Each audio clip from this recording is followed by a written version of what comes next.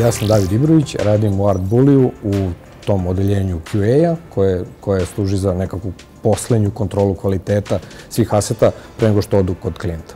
Moje ime je Ana Uzelac, Bunker VFX studio za animaciju i postprodukciju. Radimo gaming trailere i pozicija mi je, pa više pozicija, producent, supervizor, CEO, mislim je zvanično, ajde da kažemo, ponekad i artist. Sve što treba da bi se stvar lepo desila. Moje ime je Bogdan Amidžić, ja sam VFX supervizor u Krater studiju. Trailere za igru su u principu radi iz marketinških razloga kao reklama, odnosno kao neka vrsta objave za novu igru, nov release ili neku vrstu update-a, ako je recimo igra dobila nove karaktere. Nije važno, mislim, razni su razlozi, ali je poenta da je to neka kratka forma i kratka pričica koja treba u principu da najavi ono što će u igri da se desi. Najčešće se objavljuje mesecima ili mesec dana pre nego što se desi release u samoj igri. VFX ili vizualni efekti, zašto i kad se u stvari rade vizualni efekti? Recimo na filmu imate dva karaktera koji se bore nad nekim vulkanom. To je prosto nemoguće snimiti u realnosti i zbog toga pribegavamo vizualnim efektima. Znači, to je onako jedna krajnje opravdana upotreba vizualnih efekata ili recimo ako radimo, ne znam, rekonstrukciju neke epohe gde moramo da se vratimo u 19. vek, na primjer, ili radimo neke efekte kao što su magije, eksplozije, transformacije i tako dalje. To su vizualni efekti za film. U gamingu takođe imamo vizualne efekte i to bi podrazumevalo sve efekte koji su magije, eksplozije, raznorazni, ne znam, portali, atmosfere, vatre i tako dalje. I razlika između vizualnih efekata na filmu i vizualnih efekata u gamingu je u tome što u gamingu morate izuzetno da obraćate pažnju na to koliko su efekti optimizovani i to predstavlja jedan čitav novi stepen znanja koji artist, umetnik mora da posjeduje, a to je da poznaje Unreal ili Unity ili neki drugi engine da bi ti efekti radili u realnom vremenu. Aseti su, ja bih nazvao, nešto što čovjek vidi kad uđe u igru. Znači sve što čovjek vidi, manje više sve, ne vezano sad za nekakve efekte i to, ali ono što čovjek vidi kad uđe u igru, to su aseti i generalno su to stvari koje mi radimo. To može da bude environment, mogu da budu nekakvi propovi, stolovi, stolice, hiljadu nekih stvari, mogu da budu karakteri, bukvalno sve, biljke, životinje, sve. Sve što čovjek vidi kad uđe u igru, eto, ja bi to nekako svrstao pod aset. Neke veće igre za koje smo radili, dosta smo radili za Bethesdu, Evil Within, Outlast, Doom, ne znam, Angry Birds, Dawn of Titans, Crusader Kings. Možda najzvučniji naslovi na kojima smo radili, pa sigurno je Call of Duty, radili smo, ja mislim, možda čak sve. Sad ne znam ja više tačno, toliko toga se dešava da nekako pogubi se tačno koja igra, jer ih ima jako puno, ali radili smo i onaj Vanguard novi, i Modern Warfare, ja mislim dvojku, i Black Ops, i Warzone. Ajde da kažemo, skoro ceo taj Call of Duty smo nekako prošli i konstantno radimo sa njima. Radimo Fortnite, radili smo remaster onog Tony Hawka, to je bilo super, to je meni bilo kao radim remaster igre koju sam igrao kad sam bio mali, to mi je bilo neverovatno. Neka igru koja je izašla za Sony 5, ja mislim prva, Godfall, sad skoro su neki kolege radile na Diablo 4, što je isto bio veliki onako trenutak za nas. Sve one amnezije, one fenomenalne horror igre, to sve smo radili. Mislim da smo na tim amnezijama otprilike napravili, ja mislim, više od 70% svih aseta koji su u igri.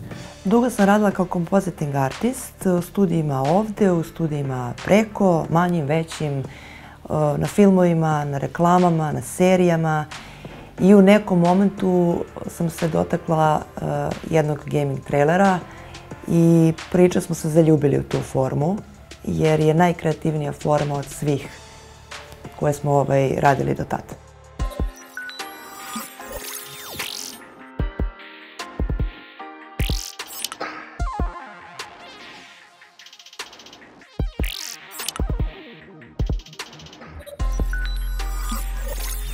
Neko moje obrazovanje je krenulo još u gimnaziji Jovan Jovanović Zmaj u Novom Sadu, kada sam se pomalo bavio programiranjem i tamo sam imao jednu ekipicu sa kojom sam radio neke indie projekte.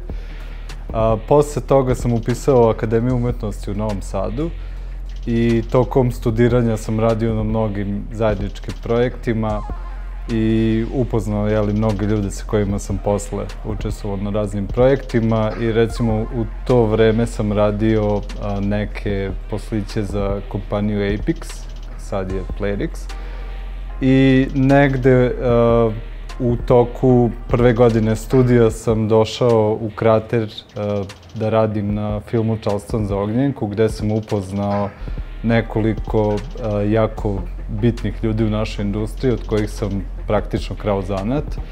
I negde od tada do sada, znači to je godina od 2006-2007, ja radim ili povremeno ili sad već stalno u Krater studiju.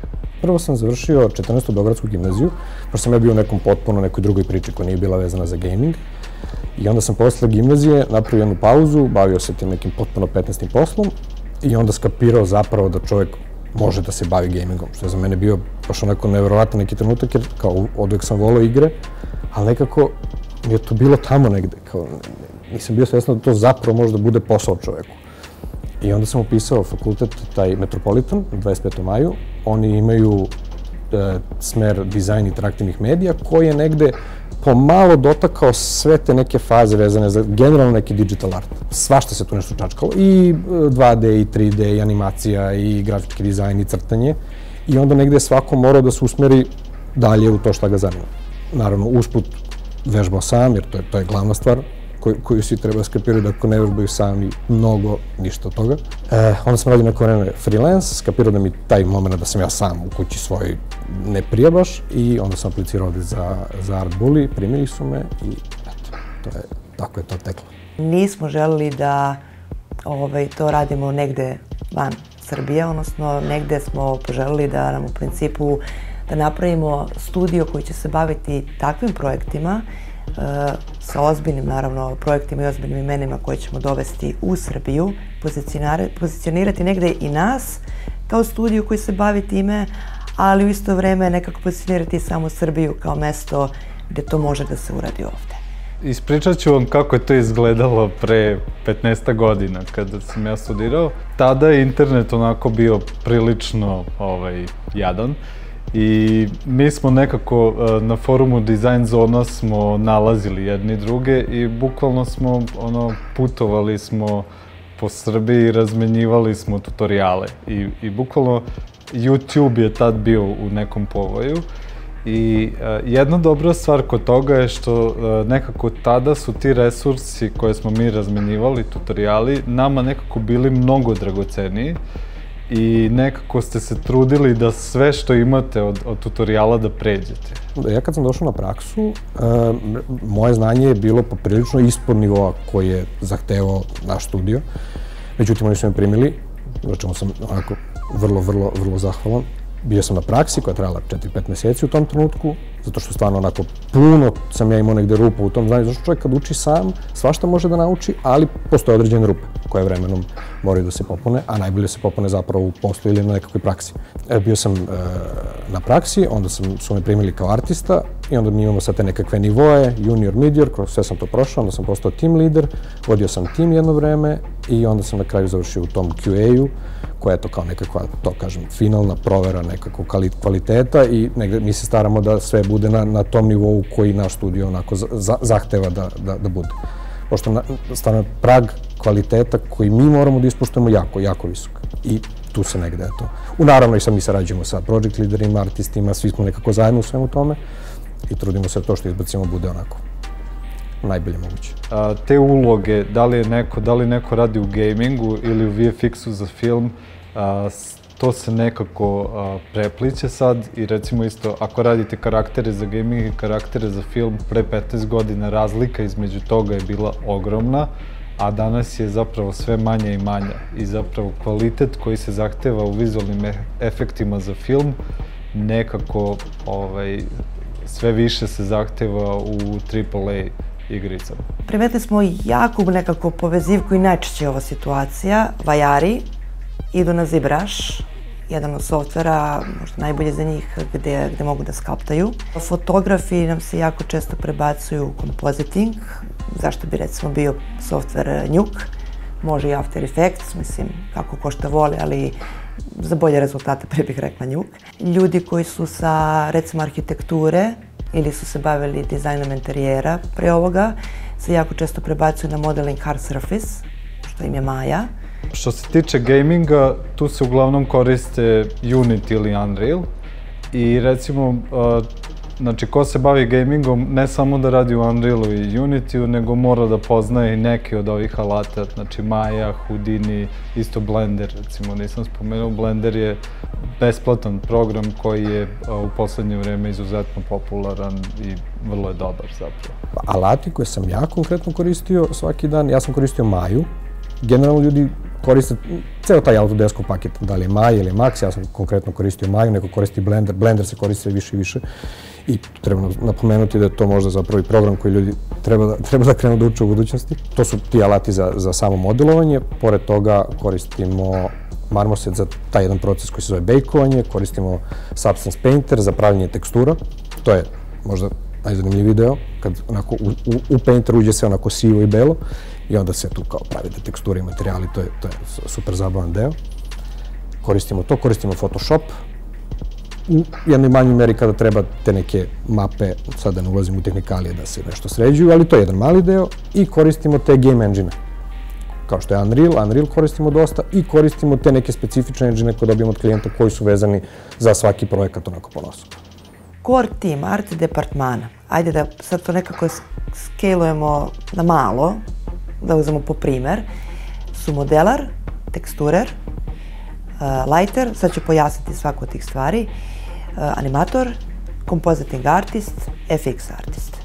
Modelar, znači ako treba da izmodelujemo ovaj kauč, ako treba da ovaj kauč da se desi u traileru ili bilo gde, krećemo od toga da prvo neko mora da uradi koncept za taj kauč. To radi koncept artist, to je deo predprodukcije. Da nacrta u 2D-u kako će taj kauč da izgleda i onda sa tim u glavi modelar može tek da krene da ga modeluje u 3D-u. Modelar modeluje to ili u ZBrush ili Maya, zavisi naravno šta je tema, ali kad se radi taj 3D model i kad on završi modeling, mi dobijemo jednu sivu formu, znači to je 3D model koji nam ne govori osim svoje forme ništa dalje. Mi ne znamo sad ni do čega je ta kauč, ni koje boje ta kauč, ni kog je materijala. Idemo na sledeću fazu, što bi bila tekstura. Ako mi odlučimo da je ovaj kauč, ne znam, kariran, na njega se stavlja karirana tekstura. To rade tekstureri. Ako je on siv, na njega se stavlja siva tekstura. Ako on bilo kakav dizajn da ima ili da nema, da li je od drveta, da li je to definiše teksturer u toj nekoj sledećoj fazi. Rađenje tekstura je više 2D, ajde da kažemo posle. To jeste deo ovog 3D-a, ali više sama ta oblast 2D. Kad smo stavili recimo na taj isti kauč teksturu, u ovom slučaju sive boje, pitanje je od čega se on tačno, od kog je materijala, to je sledeća sastavka. Može da bude sjajan, može da bude mat, može da bude drven, može da bude metalan, može da bude tkanina kakva nam je sad. To je ono što definiše sledeći, a to je lighter. Lighter, odnosno shading, u ovom slučaju to se materializacija, ajde da prevedemo na srpski. Što je inače jako teško nama svima, jer svi koristimo engleske izraze u ovome i onda kada treba da prebacimo na srpski jezik, ume čak da bude nekada malo čudnjikavo, ali dobro, materializacija u principu, mislim da je to najbolji izraz, koji definiše od kog je materijala to tačno. I u tom momentu kad je on završio sa materijalom, mi možemo da kažemo, ok, taj aset je spreman, sve ovo što sam rekla se zove look development ovog kauča. Koncept, model, tekstura, shader. I sa njim završavamo u toj fazi. Jedan tipičan dan u mom poslu, pošto se ja bavim supervizijom i vođenjem projekata, moja uloga mnogo više podrazumeva rad sa drugim ljudima, sa drugim umetnicima i negde početak mog dana je uvek raspodela zadataka, ako neko nema zadatak, dok je, znači, drugi deo dana je više ja gledam ono što su oni radili, komentarišem i nekako sedimo i zajedno pokušavamo da rešavamo probleme. I negde treći deo dana je gde sam sam sa sobom i ako želim nešto da programiram ili nešto sam da rešavam, to je negde veče otprilike.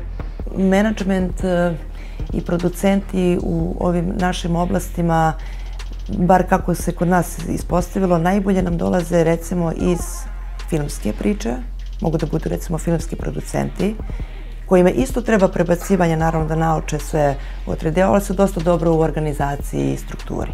To ide dosta brzo. Već posle neka 2-3 meseca u principu se prvi pojmovi i oni nekako rado sa nama, pretpostavljamo, mi ih dodelimo nekako lidovima da malo sa njima i razgovaraju i da se upute i tako dalje. Danas zapravo je vrlo pristupačno znanje i čovjek zapravo zaista samo treba da ozbiljno zapne i da vežba. Mi, na primjer, imamo fantastičan kurs, imamo jako ozbiljan kurs vezan za gaming. To je možda najlakši način. Taj kurs vodi Lazar Svrkota, naš kolega koji je jako dugo bio u studiju kao senior artist, preozbiljan artist. I nekako taj kurs stvarno čovjeka sprema za posao. Ne neku teorijicu kako sad se nešto modeluje, ne, nego onako konkretno stvari iz posla. To je, da kažemo, jedan od načina na koji može da se dođe do znanja, a drugi način je naravno danas YouTube, internet, ali mora, generalno šta god da se radi, mora jako puno čovjek da radi sam. Da li je naš kurs, da li je fakultet, da li radi sam, dok ne zapne ozbiljno, nema ništa od toga, a ako zapne, to je ono što je zapravo lep deo cele te priče, ako zapne, ja sam prilično siguran da svako može u tome da uspe. Zaista to mislim, da nekako sad do kog nivoa će doći, to je druga stvar, ali svako može da radi jedan jako lep posao ako se ozbiljno potrudi. Vi danas na Vimeo i na YouTube-u možete da naučite jako dobro, recimo Houdini, Unreal da ne govorim. Znači Unreal toliko, za Unreal i Blender toliko ima tutoriala koji su apsolutno besplatni, da vi ne morate čak da ulažete neki novac u to svoje obrazovanje. I danas je zapravo veći problem kako od mora tutoriala koji postoje da izaberete šta je ono što ćete da gledate. I zato smatram da je korisno da negde da se povežete sa ljudima iz industrije, da bi prosto dobili smernice koji je najbolji put učenja. Pa meni su najviše u tom procesu učenja, meni su zapravo najviše pomogli ljudi kad sam došao ovde. Jer ja sam, to kažem, sedeo sam, profesori na tom fakultetu su znali stvari, ali nisu znali dovoljno tih neki, da kažemo, usko-stručnih stvari iz konkretno posla. To je bila više nekakva teorija 3D-a i neka osnova. I meni su najviše pomogli ljudi ovde u studiju. Prvo pomogli su mi ljudi koji su me primili, kažem, u trenutku kada moje znanje nije bilo stvarno nešto preterano veliko. I čovjek koji mi je možda najviše pomogao bio moj prvi tim lider, koji je onako baš nesebično mene trpeo, koji sam ga cimao po ceo dan i u 7 uveče i 8 uveče i vikendom i sve ono to nekako izgurao i pomogao mi. Onda sam ja nekako to pokušao s mojim timom da uradim. Kad sam ja dobio svoj tim, onda sam ja nekako da otplatim to što su meni dali, pokušao njima nekako da prenesem, koliko sam mogao. To je bila jedna fenomenalna ekipa ljudi koji su posle nastavili to da rade dalje i to je ono što je divno kod nas u studiju. Sad oni dalje idu, tako uče ljude, pomažu i nekako generalno svi jedni i drugi tako nekako učemo napred i to je ono što je divno. Mislim da postoje mesta gde mlade ljudi imaju šta da pokažu i kažu. Nevezano za to da li se bave svojim IP-em, da li prave svoju igru, da li nešto stvaraju, da li rade kao artisti negde. Mislim da postoji veliki sad teren za to. I mislim da postoji, nadam se, bar i veliko raspoloženje studija koji su već u tome da pokažu, pomognu, nauče, prenesu i naravno naprave bolje od nas samih, jer mislim da to je jedini način da možemo da napredujemo kao zajednica. Pored ovih regularnih obrazovnih institucija kao što su fakulteti, danas u Srbiji postoji mnogo prilika za neformalno obrazovanje i tako isto mi kao Krater Studio smo osnovali školu pre 10 godina i mi u toj školi imamo nekoliko kurseva. Najpopularniji kurs nam je VFX Essentials koji se radi u Maya Substance. Takođe imamo kurs za compositing u Njuku i imamo kurs Houdini vizualni efekti, to je recimo kurs koji ja vodim. I recimo nama se pokazalo, ti kursevi koje organizujemo su nam jako korisni jer kroz njih možemo da obrazujemo ljude koji će raditi ili kod nas u studiju ili u drugim VFX studijima u Beogradu.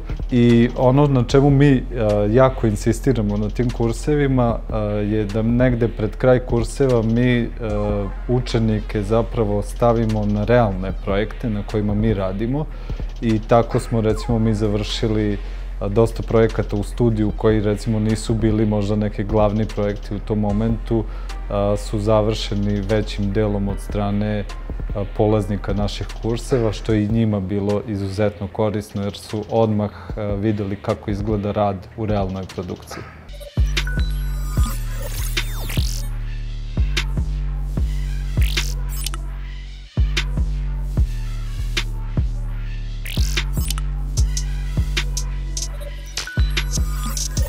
Recimo, za ulazak u industriju je dovoljno da krenete od jedne stvari i recimo najčešće je to ako se radi o 3D-u, najčešće su to neki modeling, teksturiranje, materijali i tako dalje, ali prosto ono čega svi treba da budu svesni da to nekako nije više dovoljno.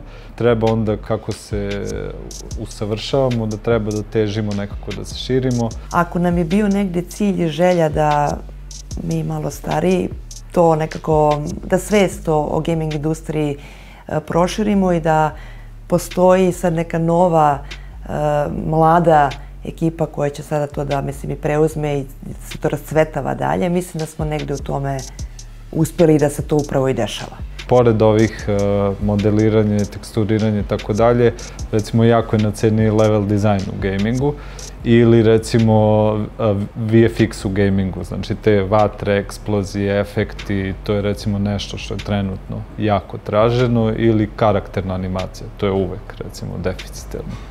Možda sve ovo zvuči dosta kompleksno, komplikovano, kao da su to neki dugi i veliki procesi, ali zapravo nije to tako jer se iznad svega naš posao zasniva i osniva na kreativi i prvenstveno ljubavi prema onome što radimo. Za nekoga, pogotovo ko voli gaming i koji u tome, je izuzetno lep osjećaj kada stvori nekako svojom kreativom, svojim rukama, svojim nekim znanjem, možda i tek naučeno, a desi se relativno brzo, proizvod s kojim može da iskomunicira sa igračima koji će igrati tu igru. Ono što ja najviše volim kod ovog posla su izazovi koji se dešavaju skoro na svakom projektu. Znači, ne postoji projekat koji se rešava šablonski, uvek postoje neki izazovi koji su vrlo specifični za dati projekat. Već za nekoliko meseci se u principu neki prvi koraci ozbiljni naprave i jako brzo može se doći do nekih prvih rezultata. A onda ako imate ljubavi prema tome, što najčešće bude, onda vas to toliko uvuče u sebe da nikada više ne prestane, odnosno da vi stalno želite da u tome budete još bolji i da zagrabite još i da proširite to svoje znanje dalje i dalje.